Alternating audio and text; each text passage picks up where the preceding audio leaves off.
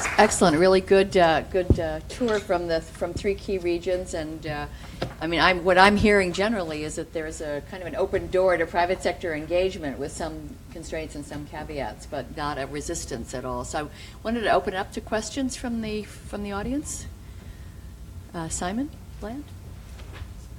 Oh, can I take this slide? Yeah. That's all right. Thanks. Hi again, Simon Bland from UNAIDS. 2 questions, please. The first to Mohammed, and thanks to the panel for a great expose of country issues. Mohammed, you talked about more tax, grow the economy, or efficiency, which I get.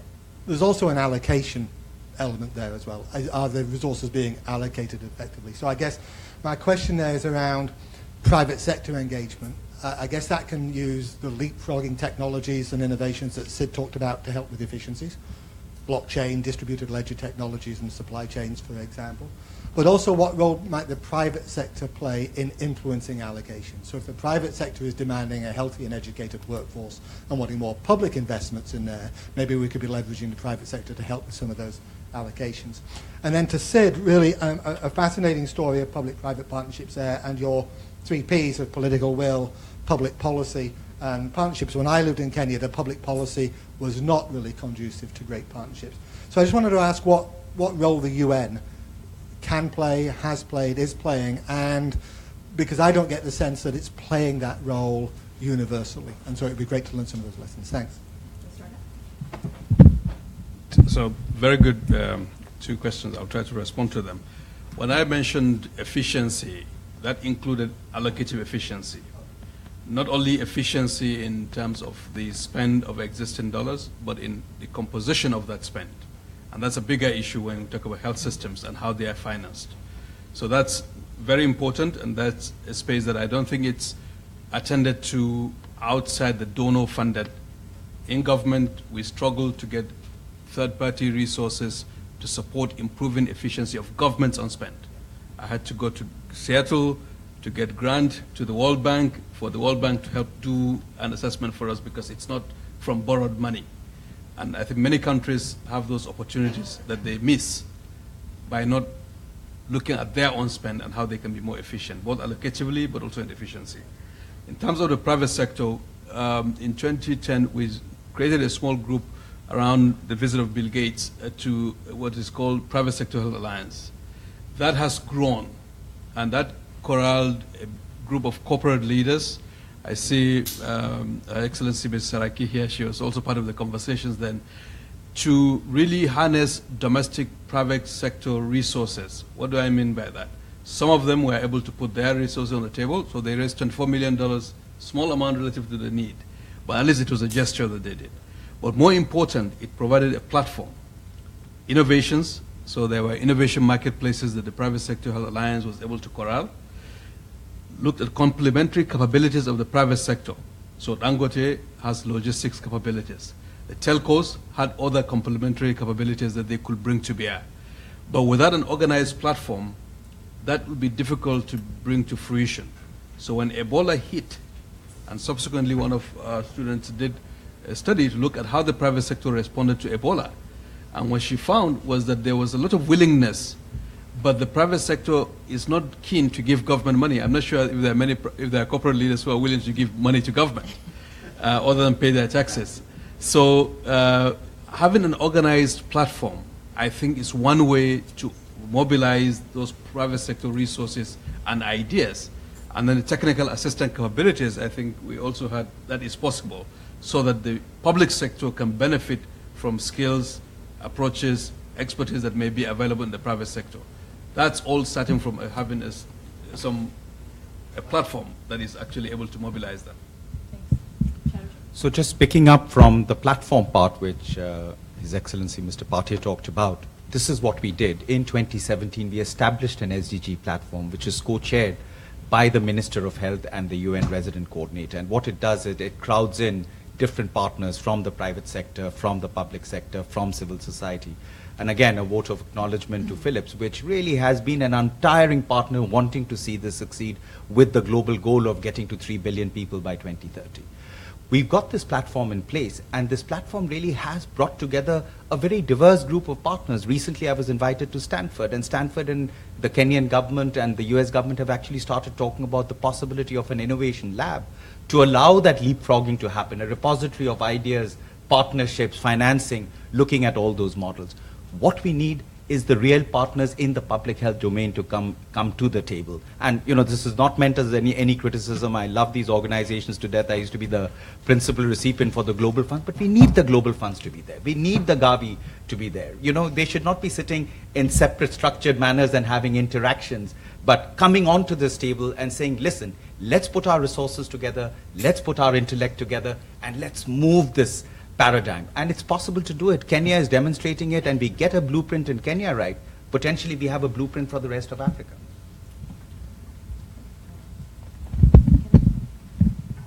I wanted to ask a couple of questions, if I may. I'm not seeing any cards up. If there are, people would raise their hand because the sight line's a little bit low. Okay. Well, let me have a colleague, please go ahead from Kenya. You want to speak? You were pointed out earlier by your colleague, so. This is a question to Dr. Pate, and in view of one of the issues that one of the previous speakers talked about, diplomatic considerations, and in view of some of the issues you have raised around in-country, what do you see as the realities of transition that we are talking about, one, and two, what is the space, what space can, or what role can the private sector play in this? Thank you. I think unlike Ambassador John Lang, I'm not a diplomat, so but I think, so in a way when you look at the I think we need to categorize, when you talk about transition, we're lumping them as one. But within that, there are many facets to it. When I talked about the Global Fund and Gavi and the way they are approaching transition, it's sort of one lens, because for the purpose for which they were established. The multilaterals, like the bank, I think their own consideration for transition is a conversation that is also pitched differently, even though it links to health, but it links to many other things. It's when you come to the bilateral element that I think the colleague from JICA that mentioned the diplomatic consideration becomes very prominent. It's understated, but that's an important part of bilateral aid and the instruments of bilateral aid. And so what does transition mean in that? Or if I heard the panel correctly, they were not talking exactly the same. The bilateral partners are not talking about transition the way that the multilaterals are, because they have to raise funds, where these are backed by sovereign entities that have the... So at the country level, I think it's really, how do I say, how a country situates its own, let's say, needs relative to its funders over time. In terms of the private sector, I think we focus on the commodities. Global Fund, Gavi, is the vaccines, is the drugs, is the supply chain. But the more difficult part and the more sustainable part are sort of the systems, and both in terms of the supply chains, but also in terms of the data systems, the innovations, the service delivery elements, the institutional capability. We had a great idea about private sector supporting public sector to build the capacity, not just people, but how to do things.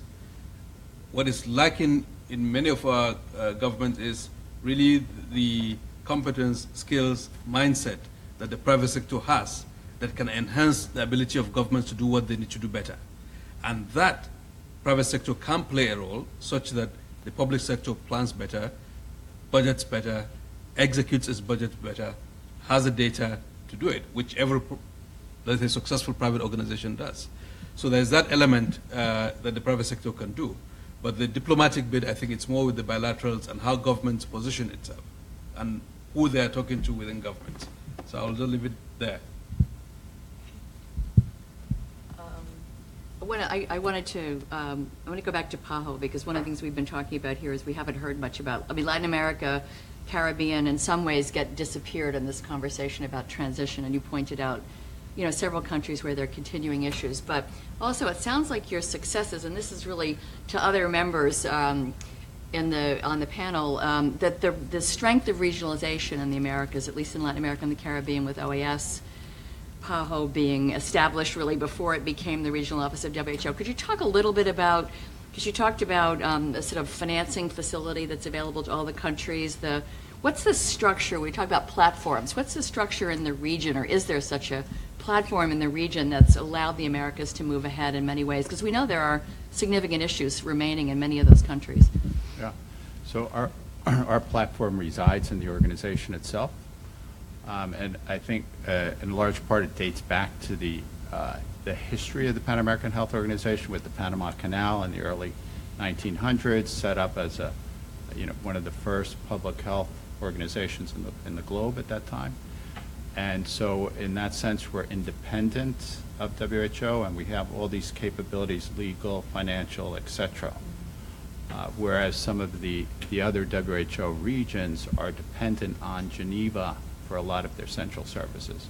So this tool, the revolving fund, which provides us access to the countries, comes with a financing mechanism, a credit line, and each of the individual countries has access to that credit line. They can choose to use that financing, or they can choose not to use that financing. And Honduras, which is a Gavi country, prefers to pay up front at the beginning of the year, so somebody else doesn't get their hands on their vaccine dollars, right? Colombia right now is facing difficult times in terms of the migration issue from Venezuela, so they've accessed that credit line and asking us to buy additional doses of measles and other products. So that, and if you were to look at our financial report, you'll see the revolving fund there. You'll see the strategic fund for essential medicines and drugs, which is a more recent a tool over the last 15 years. But combined, those funds represent about 1/3 of the entire organization's revenue. So it's a large part of our business, if you will, and a large part of the technical cooperation that we provide to the member states. Thank you. Yeah, and I would ask about regionalization in Africa, because there are West Africa, there are economic regions that are coming together. East African region seems to be more active. Do you see any potential in regard to regionalization for some of the platform activities that you might be talking about in Africa? I'm sorry to omit India, but as you pointed out, it's a kind of region unto itself.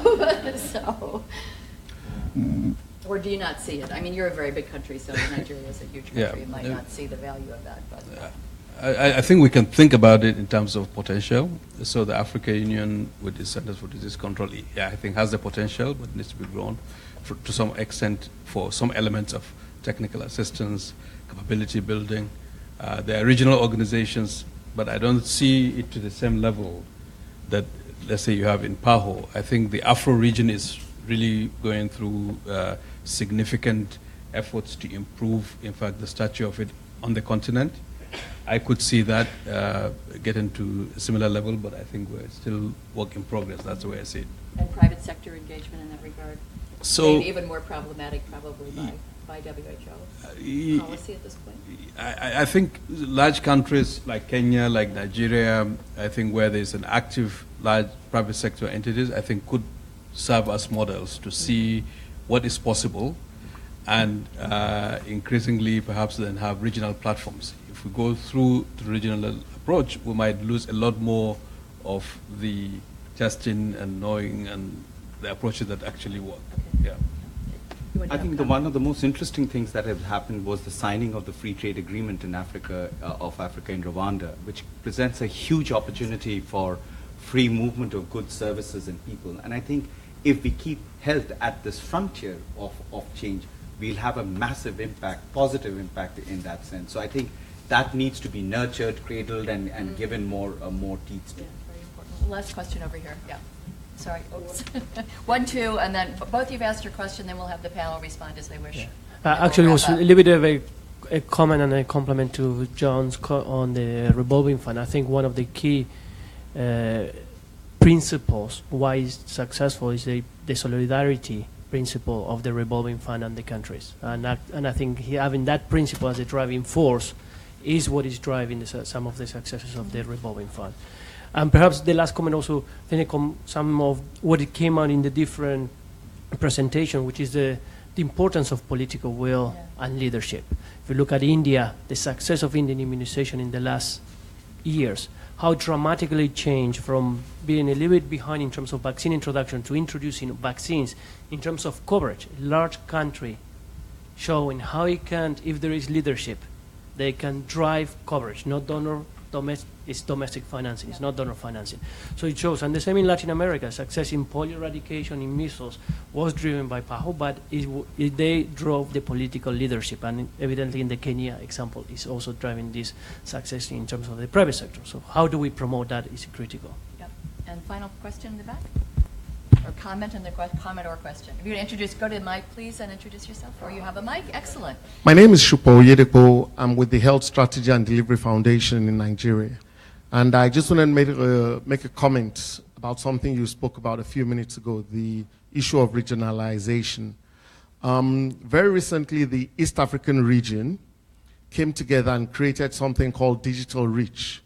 Digital Reach, to all intents and purposes, is a digital health strategy for the entirety of the region. And not only have they done that in the face of, most likely in the face of shrinking donor funding, they have embarked on a roadshow recently to attract private sector investors to come and, put in funds into putting in place the necessary infrastructure, policies, systems, and structures to support the use of digital technologies in health. I think at the end of this month, Digital Reach should be hosting a panel at something happening in DC here called the Africa Trade and Investment Global Summit. And it's essentially the same thing, looking to attract private sector investors. And so that's possibly a model that in the face of global transitions in the funding of the health sector, there may be a need to more aggressively push the business of health and change the paradigm where people essentially think of health as a cost center and nothing else. Just want to put that out there. And I just want to wrap up here because I'll take the prerogative of the chair just to emphasize what Mr. Chatterjee said. I think the challenge is bringing the attention on the importance of the attention to health in these development efforts, in these private sector engagements, and that's beyond the healthcare system, the personal healthcare system, but as we've heard today, a whole set of elements of infrastructure might lend themselves to more flexible interactions and arrangements than what we've been used to in the personal healthcare delivery system, which has been more product-oriented, commodity-oriented. So it raises some really interesting questions.